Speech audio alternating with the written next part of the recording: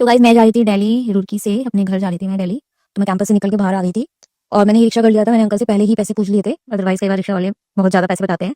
आप पहले अगर बिना पूछे बैठ जाओ तो बाद में जैसे उतरोगे जहाँ पे डेस्टिनेशन पे, वहाँ पे बहुत ज़्यादा पैसे बता देते हैं। तो मैं हमेशा पहले ही पूछ के बैठती हूँ, बट अंकल ने जितने पैसे लगते हैं उतने ही बताए थे।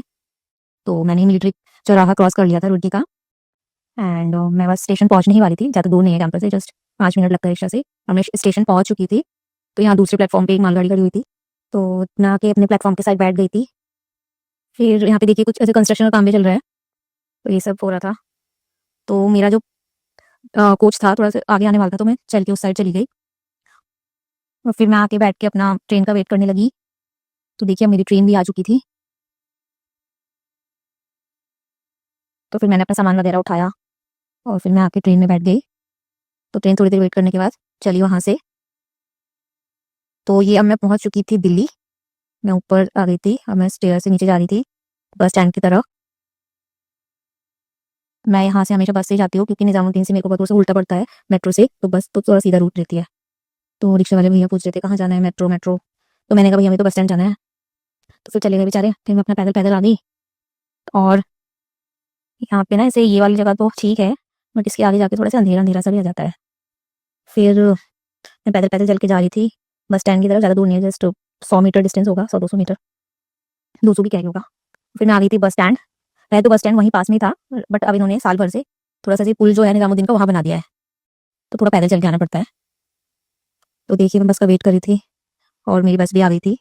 तो बस यहीं से मेरे को बन के चलती है, तो खाली ही थी वो, तो सीट मिलने में तो कोई कभी प्रॉब्लम नहीं होती यहाँ पे। तो अब मेरा घर जहाँ मैं बस स्टैंड पर उतरती हूँ वो भी आने वाला था। तो मैं अपनी सीट से उठ के आगे की तरफ आ गई थी उतरने के लिए। और यहाँ पे हमेशा ना से बहुत ज़्यादा ट्रैफिक हो जाता है, तो इस वजह से ना यहाँ कई बार पैदल निकलना तो बहुत मुश्किल हो जाता है।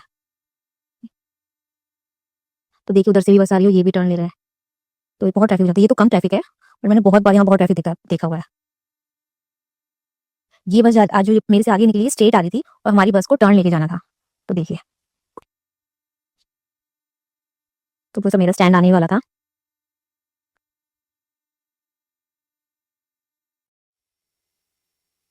तो मेरा स्टैंड आ गया था, मैं उतर गई थी। और फिर मुझे थोड़ा सा पीछे की ओर जाना पड़ता है पैदल चल को, कि यहाँ थोड़ा अंधेरा रहता है हमेशा।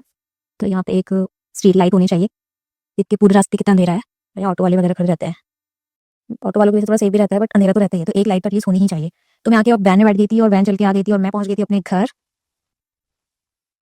तो फिर मैंने अपने शूज उतारे यहाँ पे और फिर मैं स्टेयर चढ़ के पहुंच गई थी ऊपर, और ये ब्लॉग मैं यही खत्म करती हूँ। Bye, take care.